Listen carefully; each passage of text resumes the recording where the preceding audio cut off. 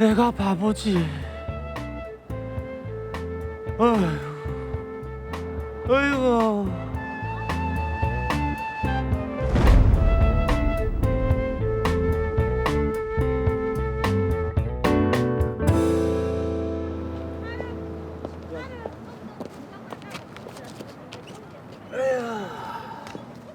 여보, 우리 호준이 결혼한다니까 너무 좋다. 10년 묵은 체증이 싹 내려가는 것 같다. 근데 집이라도 한 채 해줘야 안 되겠나? 요즘 집값도 비싸고 애들이 많이 힘들 건데. 집은 무슨 지가 번 돈으로 해야지. 그래도 요새는 그게 아니다. 친구들 얘기 들어보니까 남자가 집을 딱 해가야 어깨 펴고 산다더라. 처가에 면도 쓰고. 그래. 그래. 우리 임대료 받는 가게 있다 이가. 그거 팔면 안 되겠나? 그거 팔아도 얼마 안 될 건데. 나도 뭐 많이 해주자는 건 아니니까 그냥 그거 팔아서 집 사는데 보태라고 주자. 고민이 많으시네요. 그죠? 그래. 팔아서 주자. 역시 남편이 최고다. 최고. 자식 자, 생각하는 우리 부모 삼계탕을 마음 보러. 똑같죠?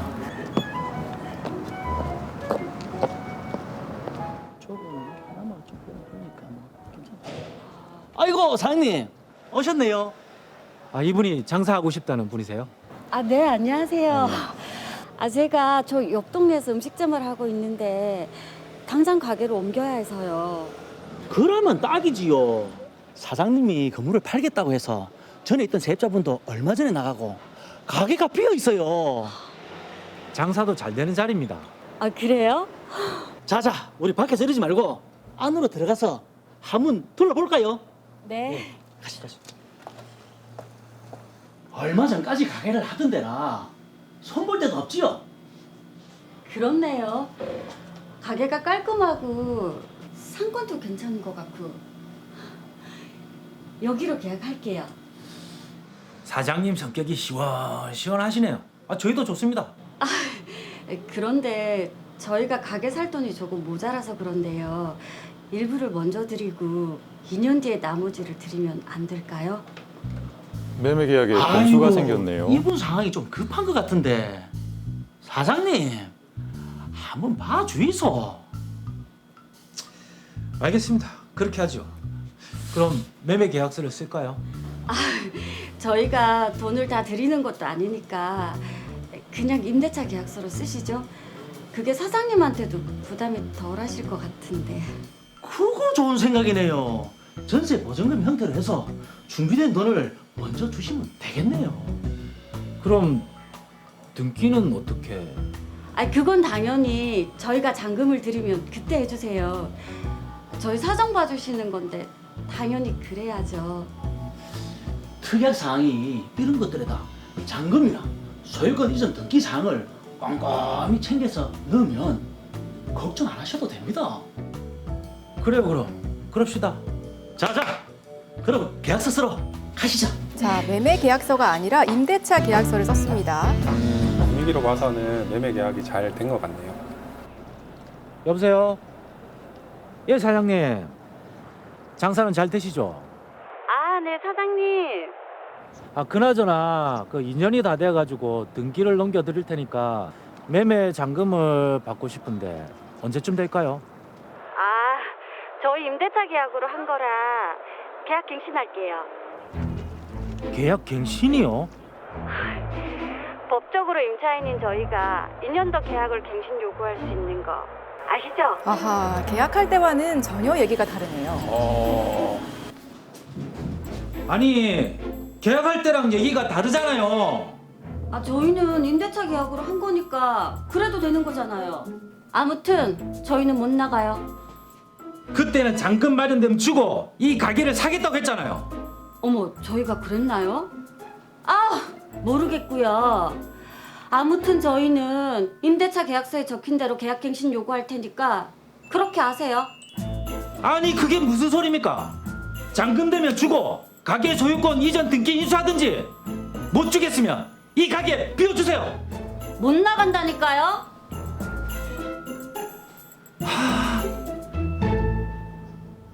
자, 일단은 사연을 보면서 안타까웠던 몇 가지 포인트가 보입니다. 가게 주인인 손영호 씨 입장에서는 참 난감할 것 같아요. 그렇죠. 지금 얘기한 그 난감하다는 그 단어가 아주 적절한 그런 표현인 것 같습니다. 네. 사건을 좀 정리해 보도록 하겠습니다. 손영호 씨는 갖고 있던 가게를 매매하기로 했습니다.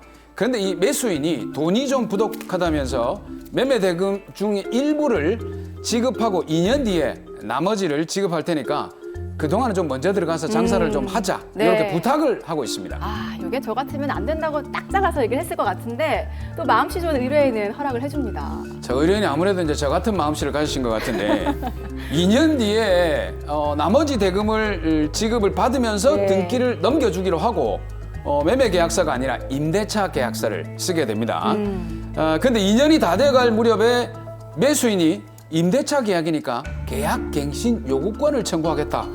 요렇게 입장을 바꾼 겁니다. 그렇죠. 영호 씨는 건물을 매매를 해야 되고 매수인 입장에서는 임대차 계약이니까 계약갱신을 하고자 하고 예. 이게 지금 상황이 완전히 바뀌어서 난감한 상황이 됐는데 이럴 때 도대체 어떻게 해야 될지 의뢰인이 저희에게 의뢰를 했습니다. 자, 일단은 가게를 처분해서 돈을 받았으면 하는 게 의뢰인의 입장인데 어떻습니까? 우선 영호 씨가 이 답답한 상황을 좀 유리하게 풀 수 있을까요? 네, 해결할 수 있는 방법은 있을 것 같습니다. 예. 계약서의 해석을 두고 치열한 법적 다툼이 예상됩니다만 해결은 가능합니다. 자, 일단 해결이 가능하다고 하니까 마음이 놓입니다. 의뢰해주신 손영호 씨도 지금 보고 계실 텐데 좀 마음 편하게 보시면 좋을 것 같아요.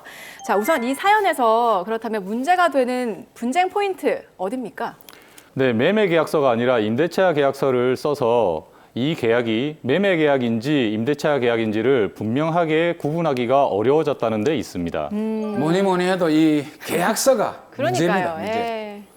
네, 맞습니다. 의뢰인 손영호 씨의 경우에는 매매 계약서를 쓰고 그 매매 계약의 특약 사항으로 2년 후 잔금 지급, 등기 이전 이렇게 특약을 하시고 그 2년 동안에 좀 먼저 들어와서 장사를 할 수 있게끔 하셨다면 좋았을 텐데 애초에 계약서 자체를 임대차 계약서로 쓰다 보니까 문제가 되는 것이죠. 그러니까요. 조금만 더 생각을 해보고 계약을 했으면 참 좋았을 텐데 그죠? 이게 당장 급한 대로 해결을 보려다 보니까 임대차 계약서로 작성을 했습니다. 이게 또 발목을 잡게 된 거거든요. 그럼 의뢰인 같은 경우에는 매수인이었던 최영조 씨를 내보낼 수 없는 거죠? 네, 이 계약을 임대차 계약이라고만 생각을 한다면 그렇게 생각하실 수가 있는데요. 네. 우선 주택의 경우에는 작년에 주택임대차 3법이 뜨거웠는데 그때 계약갱신 요구권 문제가 많이 회자되었습니다. 그래서 이 계약갱신 요구권을 많이들 알고 계실 텐데요. 네. 그런데 사실 상가 건물의 경우에는 2001년도에 상가 건물 임대차 보호법이 제정될 당시부터 이 계약갱신 요구권 제도가 이미 있었습니다. 상가 임대차의 경우에는 기존에는 최대 5년까지 보장되던 임대차 기간이 2018년도에 이른바 궁중족발 사건이 나면서 10년까지로 연장되었고요. 네. 그 10년을 초과하지 않는 범위에서는 얼마든지 몇 번이라도 계약갱신을 요구할 수 있게 되었습니다. 야, 근데 지금 이 사건의 경우에는 손영호 씨 같은 경우는 갱신이 필요한 게 아니라 매매가 필요한 건데 그렇죠. 계약서는 임대차 계약서를 썼단 말이죠. 아, 어떻게 해결을 해야 됩니까, 이 도대체? 우선 이 계약은 매매 계약 한 가지만 있는 것은 아니라 매매 계약과 임대차 계약 두 가지가 있다라고 봐야 합니다. 네. 그래서 손영호 씨는 이 두 계약 중에서 매매 계약이 주된 계약이고 임대차 계약은 부수적인 계약이다라는 것을 분명하게 주장을 하셔야겠습니다. 즉 매매 계약이 완성되기 전까지의 그 2년 동안의 임시적인 법률 관계를 규율하기 위해서 부수적으로 임대차 계약을 체결해야 했다 이렇게 주장하시면 되겠고요. 네. 그리고 여기서 중요한 것은 아까 공인중개사분이 계셨는데 그 공인중개사를 증인으로 신청해서 그 당시에 당사자들이 의도했던 계약이 매매 계약이라는 점을 입증하시면 되겠습니다. 근데 문제는 공인중개사하고 임차인이 짜고 물론 맞아요. 이게 좀 더 그렇지만 입을 맞추게 된다면 어떻게 됩니까? 그러면? 저도 이게 궁금했어요. 네. 네, 그래서 제가 조금 더 조사를 해보았는데요. 이때 매매 계약을 체결을 한다라고 해서 공인중개사도 매매 계약을 기준으로 중개 수수료를 받았던 것으로 확인되었습니다. 그렇기 때문에 만약에 공인중개사가 입장을 바꾸어서 이것이 원래는 임대차 계약이었다라고 진술을 하려고 한다면 네. 그 당시 공인중개사에게 지급을 했던 그 중개 수수료를 조사해 보시면 되겠습니다. 아, 이 공인중개사분이 어떻게 보면 키맨이네요. 그러네. 네. 자, 그럼 앞서 살짝 말씀을 해주셨지만 의뢰인 손영호 씨 같은 경우에는 계약서를 그럼 어떻게 작성을 했어야 될까요? 네, 의뢰인분의 경우에는 일단은 계약서 양식 자체를 매매 계약서로 만들고 그 특약 사항으로서 계약금 지급 이후에 매수인에게 상가 건물을 인도만 하고 대신에 잔금일에 잔금을 지급하지 않으면 매수인으로부터 다시 그 상가 건물을 돌려받기로 하는 약정을 하셨으면 좀 더 수월하게 분쟁을 해결하실 수가 있겠습니다. 네, 그러니까 계약의 본질에 맞춰서 계약서를 쓰고 특약사항으로 논의가 된 부분을 특약사항으로 썼으면 좋았겠다라는 말씀이신데, 자, 이 사연은요 사실 가계의 임대차 문제긴 하지만 사실 주택을 임대했을 때도 이런 문제가 종종 이제 발생을 하곤 합니다. 특히 작년에 임대차 3법이 시행되면서 이런 얘기가 더 많이 이제 발생을 하게 됐는데, 우선은 임대차 3법이 어떤 건지 저희가 좀 명확하게 규정을 짚고 갔으면 좋겠거든요. 네, 임대차 3법은 임차인을 보호한다는 취지로 임대차 시장의 규제를 강화하는 법인데요. 첫째, 전월세 신고제는 임대인과 임차인 간 전월세 계약 시에 임대인이 계약 내용을 관할 지자체에 신고하는 제도입니다. 네. 둘째, 계약갱신 청구권은 주택임대차보호법이 보장하는 최소 임대기간인 2년이 끝나더라도 임차인이 요구할 경우 임대차 계약을 한 번 더 연장할 수 있도록 하는 제도입니다. 예. 셋째, 전월세 상한제는 임대차 계약을 갱신할 때 그 인상률을 기존 임대료의 5% 이내로 제한하는 제도입니다. 야, 근데 이게 임대차 3법 하에서 사실 이제 임차인 같은 경우에 계약 갱신을 요구를 하면서 막무가내로 있겠다 그러면 이 그렇죠. 세입자를 내보낼 수 있는 방법은 없습니까? 네, 상가 건물 임대차 보호법이나 주택 임대차 보호법에서 규정하고 있는 갱신 거절 사유에 해당하지 않는 한은 세입자를 내보낼 방법은 없습니다. 네. 특히 이제 주택 임대차 보호법 경우에는 작년에 갱신 거절 사유로서 추가된 것이 임대인의 실거주라는 것이 있습니다. 그래서 만약에 주택의 경우에는 실거주를 하신다라고 한다면 그때는 내보내실 수는 있습니다. 이게 뉴스에도 자주 나오잖아요. 근데 궁금한 게요. 임대인의 실제 거주라는 게 그 범위가 뭐 임대인 본인이어야 하는지 아니면 가족도 되는 건지 어떻습니까? 네, 이 실거주에는 임대인 본인뿐만이 아니라 임대인의 직계 존속과 직계 비속이 포함됩니다. 네. 먼저 이 직계 존속이라고 함은 외가와 친가를 모두 다 포함을 해서 부모, 그리고 조부모, 증조부모가 포함이 되고요. 직계 비속은 자녀, 손자녀, 증손자녀 등이 포함됩니다. 그래서 이런 분들이 실제 거주를 하시겠다라고 하면 임차인의 갱신 요구를 거절하실 수가 있고 계약 기간이 만료가 되면 보증금을 돌려두시고 동시에 건물을 인도받으시면 되겠습니다. 예. 그런데 사실 이 임대차 보호법이 개정되기 전부터도 더 이상 그 집이나 건물에서 살 권리가 없는 임차인들이 인도를 거절할 경우에는 부득이 소송으로 이어질 수밖에 없었습니다.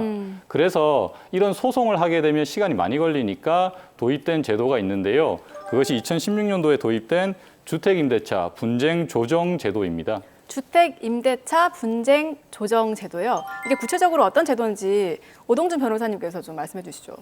네, 각 지역별로 주택임대차 분쟁조정위원회란 것이 설치되어 있는데요. 네. 여기에 조정을 신청하시면 조정 신청일로부터 60일 이내에 조정을 마치실 수 있습니다. 조정이 성립하면 그 조정서를 가지고 별도의 소송 절차 없이 강제 집행까지도 가능하게 됩니다. 그런데 조정이 불성립한 경우에는 어쩔 수 없이 임차인을 상대로 소송을 진행하셔야 합니다.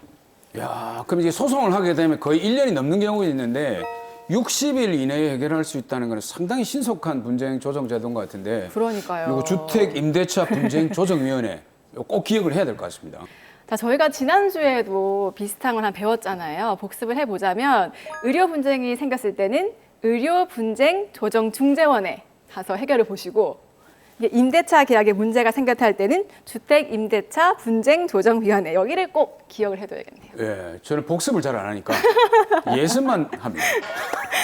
자, 어쨌든 다시 사연으로 돌아가서요. 매매를 약속했던 매수인이 오히려 임대차 계약 갱신을 요구하면서 이제 문제가 된 건데 그렇다면 의뢰인 손영호 씨 좀 어떻게 하면 좋을지 해결 방법을 좀 제시해 주시죠.